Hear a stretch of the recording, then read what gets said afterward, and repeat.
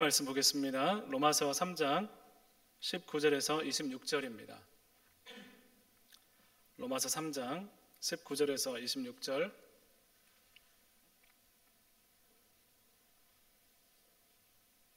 우리 한 절씩 교독하겠습니다. 한 절씩 교독하겠습니다. 우리가 알거니와 무릇 율법이 말하는 바는 율법 아래 있는 자들에게 말하는 것이니 이는 모든 입을 막고 온 세상으로 하나님의 심판 아래에 있게 하려 함이라.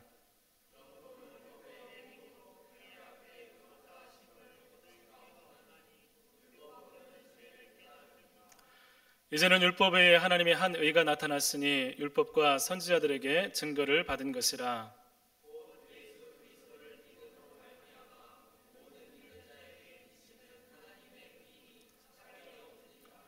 모든 사람이 죄를 범하였음에 하나님의 영광에 이르지 못하더니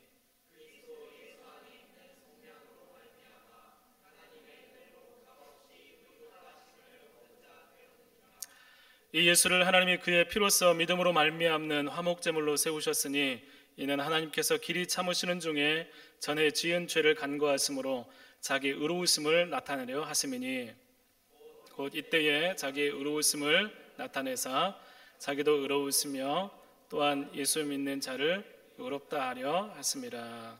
아멘. 할렐루야. 예, 우리 같이 몇 번 인사했으면 좋겠습니다. 답은 하나님께 있습니다.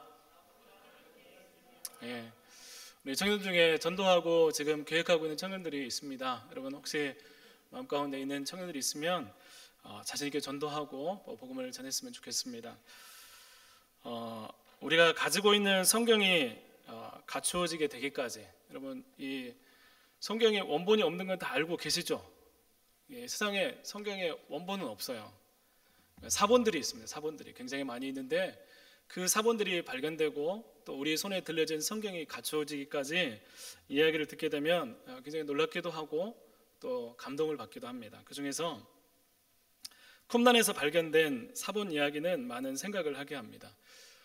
사해사본이라는 이름이 붙여진 문서인데 쿰란이라는 마을에서 발견되었습니다. 어떤 목동이, 베두인 목동이 양을 치다가 양을 잃어버려서 이제 양을 찾아다니면서 목자가 바다 저 끝에 있는 그 동굴에 돌을 양이 그쪽에 있나 싶어서 돌을 딱 던졌어요.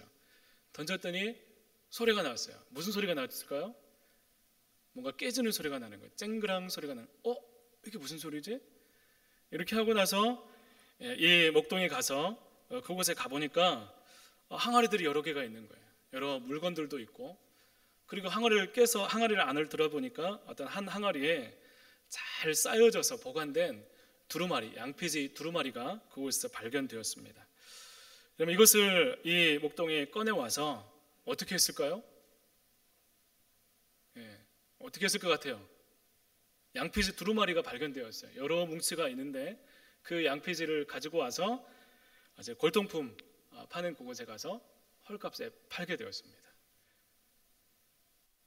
어떻게 됐죠? 그 다음에 어떻게 됐을 것 같아요?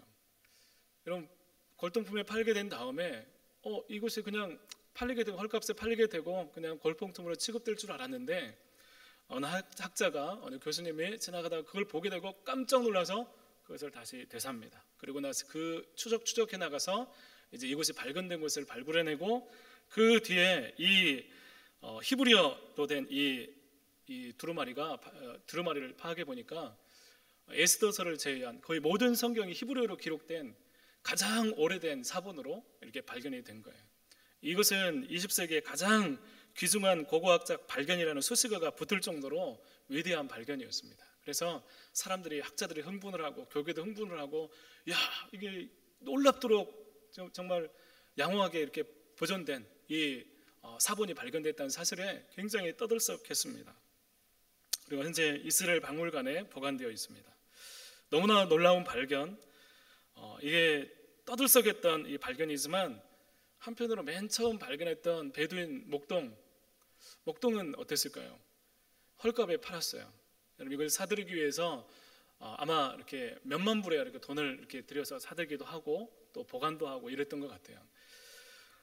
이 베두인 목자가 처음 발견했지만 이 베두인 목자는 이런 가치를 모르고 항아리와 두루마리와 그 시대 유물을 보고서도 푼돈의 골동품에 팔게 되었습니다. 보물을 보고도 그 가치를 발견하지 못하면, 알지 못하면 여러분 아무리 좋은 것이 있어도 유익을 얻지 못하게 됩니다. 가장 좋은 것, 가장 위대한 보물이 우리 곁에 있어도 그 보물이 뭐 하는 데 쓰이는 것인지, 어떤 의미가 있는지 가치를 발견하지 못하면 그 보물은 아무런 유익이 없는 것입니다. 바울은 빌립보서 3장 8절에 이렇게 고백합니다. 모든 것을 해로 여김은 내 주 예수 그리스도를 아는 지식이 가장 고상하다라고 이야기합니다. 바울은 예수님을 얻기 위해서 다른 모든 것을 배설물로 여긴다라고 고백하고 있습니다. 예수님이 바울에게 최고의 보물이었습니다. 바울은 돈도 있고 명예도 있고 또 앞으로 출세길이 열려 있지만 예수님을 발견하고 예수님을 알게 된 이후로 다른 모든 것들이 가치없게 여겨졌습니다.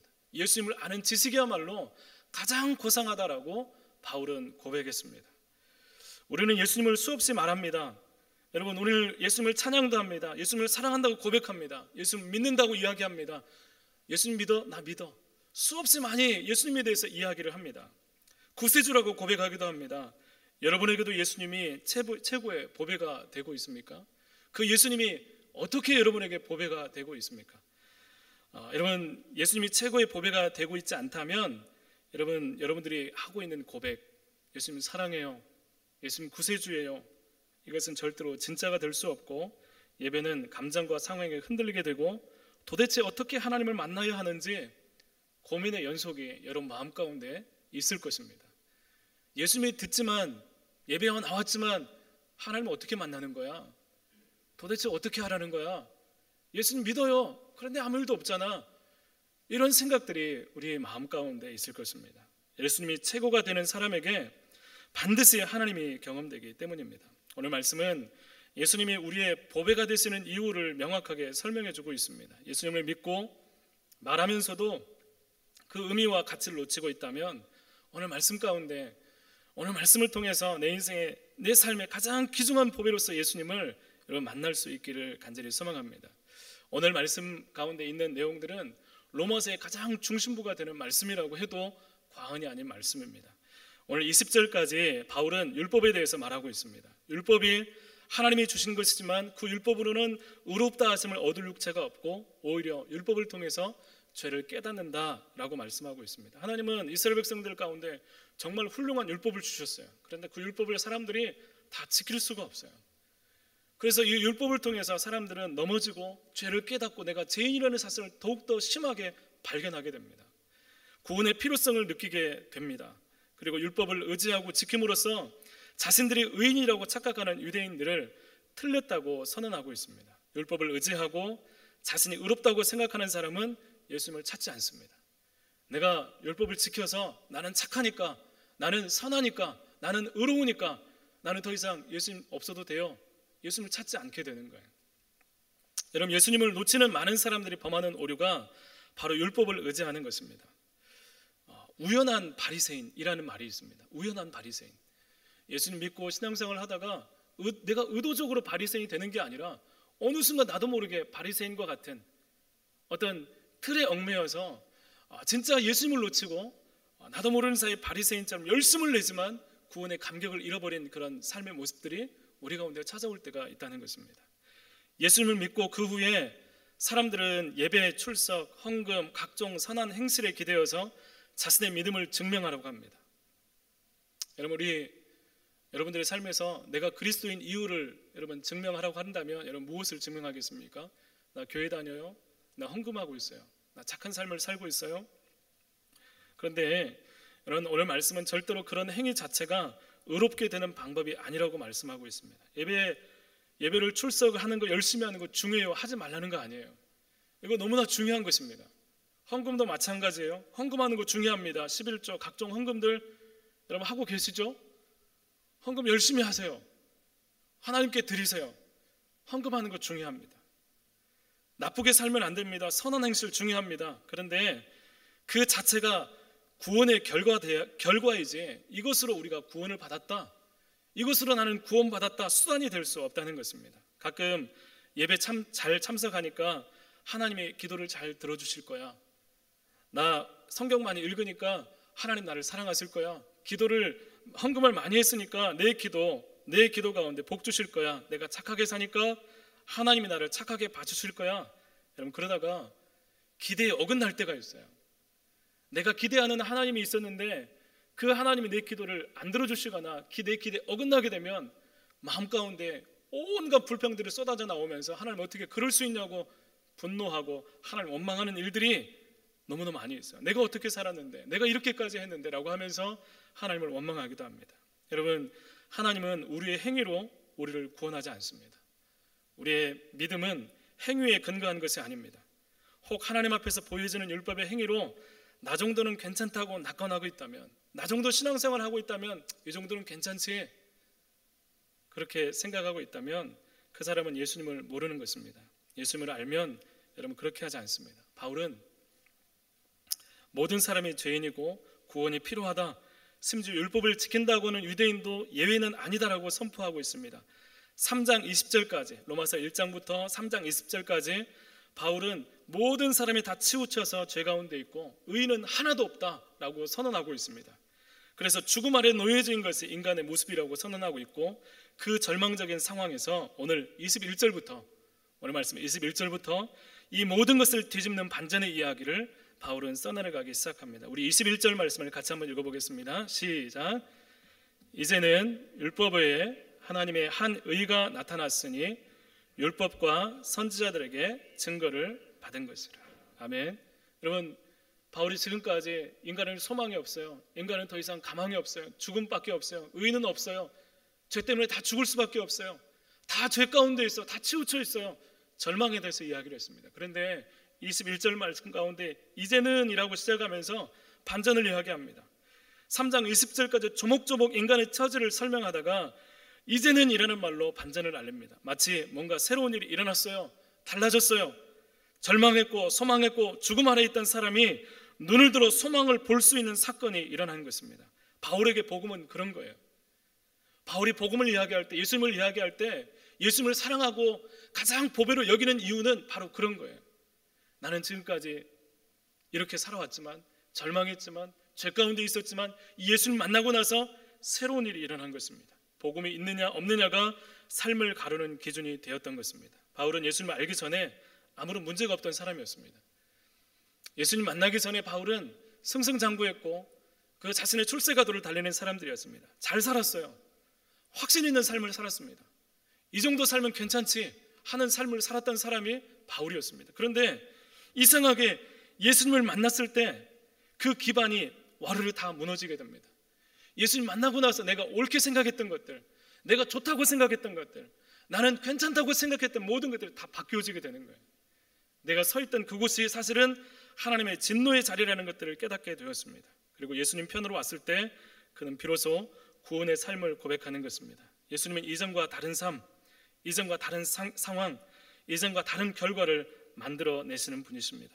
여러분, 예수님을 알고 보배로 발견하는 사람은 바울처럼 이야기할 수 있습니다. 달라졌어요.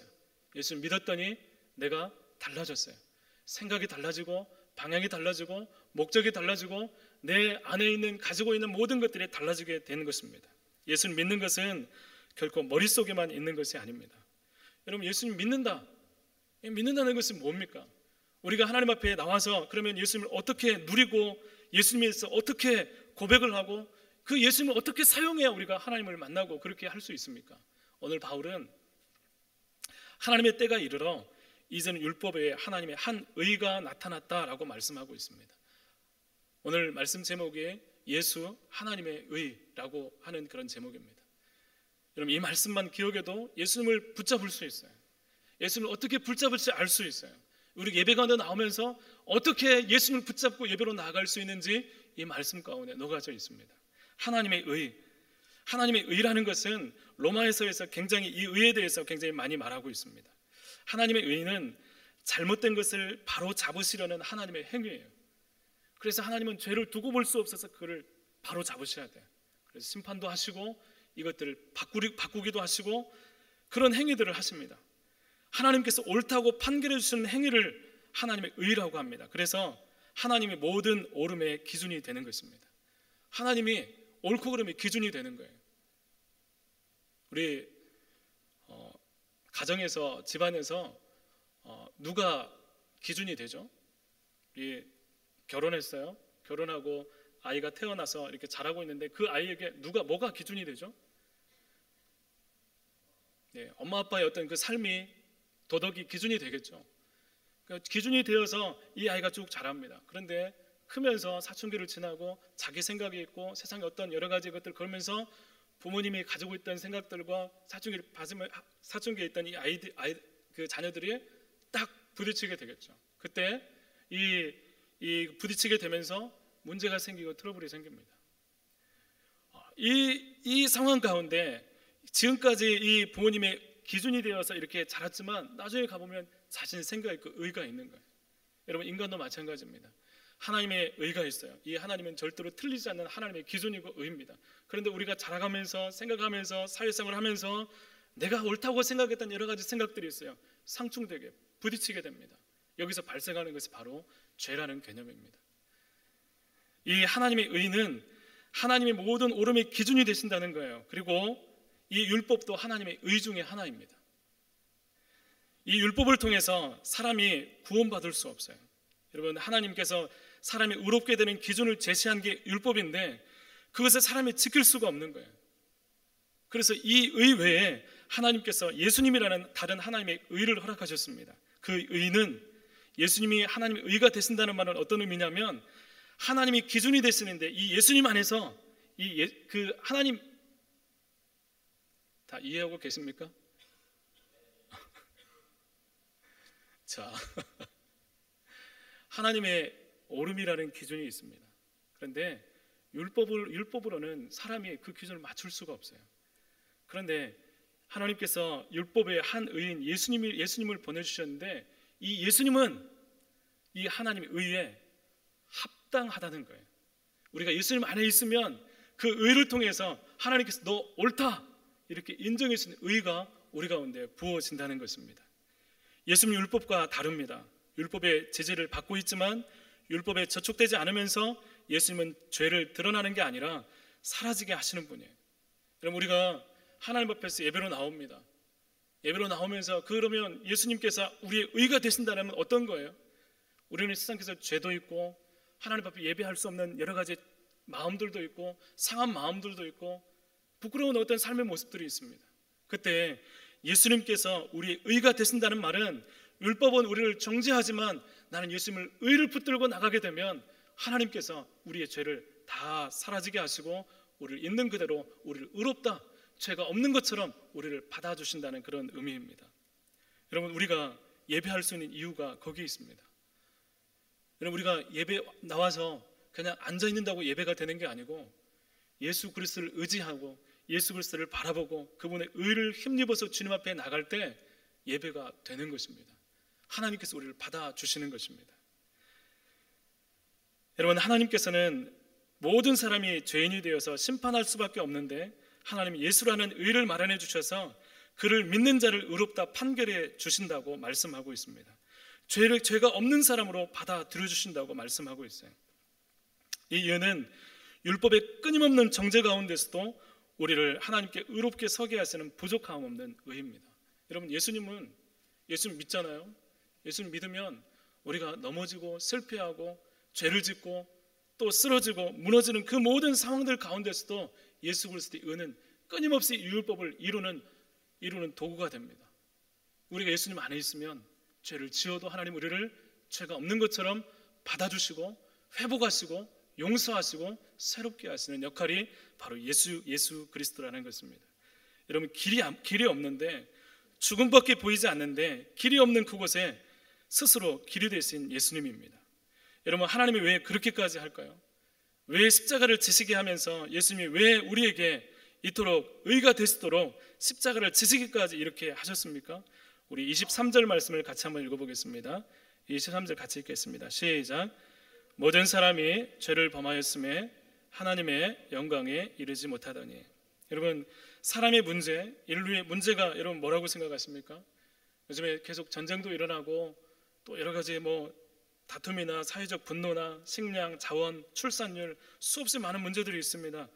수없이 많은 문제가 있지만 결정적인 문제, 하나님은 우리에게 가장 치명적인 문제라고 지적하신 것이 바로 죄라고 하는 것입니다.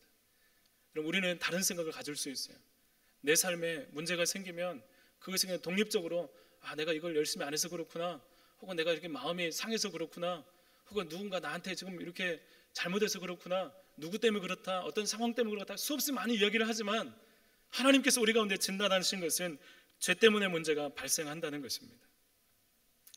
모든 사람이 죄를 범해서 하나님의 영광에 이르지 못했다, 이것이 가장 큰 문제라는 것입니다. 하나님의 영광은 지금 하나님이 가지고 계신 그런 영광을 이야기하는 것이 아닙니다. 하나님의 영광에 이르지 못했다는 건 뭐냐면, 하나님이 태초에 우리를 창조하셨을 때 하나님을 닮도록 하나님의 형상으로서의 모습을 창조하셨는데, 하나님께서 기대하신, 만들어 놓으신 그 목적에 우리가 부합하지 못하고 있다라는 의미입니다. 우리가 삶을 살아가면서 하나님 우리를 만드셨는데 교제하시고 하나님을 닮아서 그 성품이 선하고 좋은 계획을 가지고 세상을 다스리는 존재로 만드셨는데, 죄가 이 모든 것들을 파괴했다는 것입니다. 우리 안에 하나님을 알만한 것들, 알 수 있는 것들, 하나님을 찾는 마음들, 선한 마음들, 이 모든 것들을 파괴시켜서 하나님과 우리 사이를 단절시켰다는 것입니다. 하나님이 보실 때 인간의 모든 문제의 근원은 죄입니다. 여러분, 마음이 상하고 관계가 틀어지고 어떤 일들 가운데 마음이 아프고 잘 안 되고 다툼이 일어나고 전쟁이 일어나고 모든 일들 가운데 죄가 그 중심에 있다는 것입니다. 지금 우리의 모든 복잡하게 보이는 삶의 모든 것의 문제는 죄 때문에 일어나는 것이다, 하나님이 그렇게 말씀하십니다. 하나님과 단절된 것, 하나님을 누리지 못하는 것, 하나님과 교제하지 못하는 것, 그래서 볼 수 없는 것이 가장 큰 문제가 되는 것입니다. 하나님이 없어서 문제가 진짜 문제가 되는 거예요. 우리 삶에 문제가 없을 수 없죠. 여러 가지 상황들이 있습니다. 그런데 여러분, 문제 가운데 하나님이 함께 하시면, 하나님이 경험되고 하나님이 동행하시면 그 문제가 절대로 문제로 끝나지 않습니다. 하나님이 없으면 문제는 더 커지고 우리 가운데 그 문제 때문에 진짜 문제가 생기는 거예요. 여러분, 사실은 걱정할 수 있어요. 염려할 수 있어요. 그런데 하나님이 계시면 그 걱정이 하나님의 계획 가운데 이끌려 줄 수 있는데, 하나님 볼 수 없어서 걱정이 절망이 되어버리는 것입니다. 여러분, 하나님의 뜻이 보이지 않는 거예요. 여러분, 그런데 예수님이 왜 우리의 보배가 되고 왜 복음이 됩니까? 예수님의 십자가가 왜 우리 가운데 기쁜 소식이 되고 우리가 예수님을 왜 우리가 붙잡아야 됩니까? 이 예수님이 죄에 빠져서 죄의 노예가 되어서 옴짝달싹 못하는 우리의 모든 것을 다 풀어놓으시고 죄를 해결하시고 궁극적으로 이 복음을 통해서 우리가 얻게 되는 것은 뭐냐면, 우리가 하나님을 만날 수 있는 유일한 통로라는 것입니다. 여러분, 예수님을 믿으면 천국을 갑니다. 예수님을 믿으면 구원받습니다. 우리가 수없이 많은 이야기를 하죠. 여기에 가장 중요한 것은 뭐냐면, 예수님을 통해서 예수님 믿으면 천국에 가는데 그곳에 하나님이 계시기 때문에 천국이 되는 거예요. 여러분, 우리가 예수님 믿으면서 하나님을 경험하는 것, 하나님을 만날 수 있는 것, 하나님과 우리가 교제할 수 있는 존재가 되는 것, 이것이 예수 그리스도의 복음 안에 있다는 것입니다. 여러분, 예수님께서 우리의 모든 죄를 용서하시고 자유케 하셨다, 그런 뜻입니다. 그리고 이 자유는 가서 마음대로 살아라는 자유가 아니라 이제 하나님께 올 수 있는 자격이 주어졌다는 거예요. 이제 원래대로 하나님의 영광에 이룰 수 있는 존재가 되었다는 말입니다. 예수님 안에는 바로 이런 속량이 있습니다. 그래서 하나님께 갈 수 없었던 모습에서 이제 하나님께 아무런 문제 없이 갈 수 있고, 가고 싶고, 우리가 갈 때 하나님께서 우리를 받아들여 주시는 그런 상태가 되었다는 거예요. 여러분, 이제 하나님께 아무런 문제 없이 하나님을 찾을 수 있는 그런 상태가 되었다는 것입니다. 예수님을 믿으면 그런 일이 일어난다는 거예요. 사랑하는 청년 여러분, 여러분에게 예수님을 믿으면 내가 하나님 앞에 아무런 거리낌 없이 내가 하나님 만날 수 있고 찾을 수 있고 하나님께 이룰 수 있고 그 하나님 앞에 내가 나아갈 수 있다는 것이 여러분에게 은혜가 되고 능력이 되고 기쁨이 될 수 있기를 간절히 소망합니다. 여러분, 예수님이에요. 예수님만이 그렇게 하실 수 있어요. 예수님이 왜 보배가 됐습니까? 예수님이 보배가 되신 이유는 이 예수님을 통해서 하나님의 영광을 경험할 수 있기 때문입니다. 여전히 우리에게 역사하시고 일하시는 하나님이 계시다는 사실이 이 복음 안에서 경험되는 거예요. 여러분, 예수님 만난 사람은 하나님의 살아계심을 알게 돼요. 예수님 안에서 하나님이 계시구나, 예수님 때문에 하나님이 살아계시구나, 예수님 때문에 지금도 하나님 우리 가운데 역사하시는구나, 하나님 정말로 살아계시구나 라는 것들을 예수 그리스도를 통해서 발견하게 되는 것입니다. 여러분, 예수님을 그렇게 여러분이 믿고 의지할 수 있기를 간절히 소망합니다.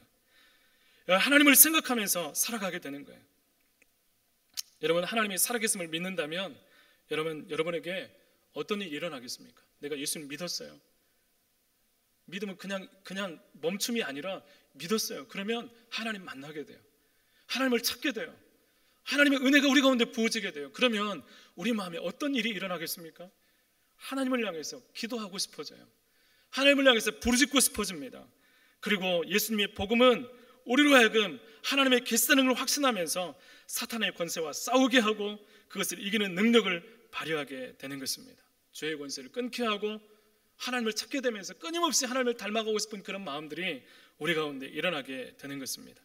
모든 문제들과 상황들 가운데 하나님을 만나면 하나님의 지혜와 은혜가 우리의 모든 삶 가운데 펼쳐지게 됩니다. 오늘 우리의 현재 삶에서 말씀을 보고도 하나님에 대해서 들어도 심지어 교회 안에서 있어도 영적인 일이나 하나님의 일하심을 볼 수 없는 여러 가지 현상들이 있습니다. 수박 거달기식으로 그냥 왔다 예배하고 가고 있습니다. 여러분, 그 이유가 무엇입니까? 예수 그리스도를 통해서 하나님께 만나는 그 길 가운데 나가지 않기 때문입니다. 하나님을 만남으로 더 깊이 기도하고 하나님을 찾는 일이 우리 가운데 없기 때문입니다. 여러분, 저절로 가만히 있는 사람에게 하나님이 거룩하게 보이거나 그 하나님이 전능하게 보이거나 그 하나님이 나의 하나님으로 고백되거나 그런 일은 일어나지 않습니다. 예수 그리스도를 믿었습니까? 그러면 그 예수님을 의지하고 하나님 만나는 자리 가운데, 하나님께서 계신 그 자리 가운데 찾아가고 기도하고 부르짖고 하나님께 나아가면서 하나님이 경험되기 시작하는 것입니다.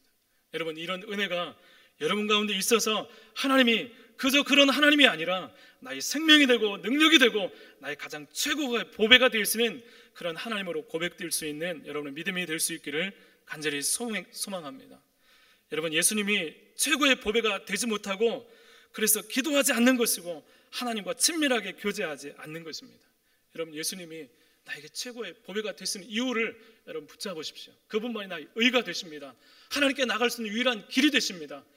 그분을 붙잡으면 하나님께 나갈 수 있는 길들이 열려지게 되는 거예요.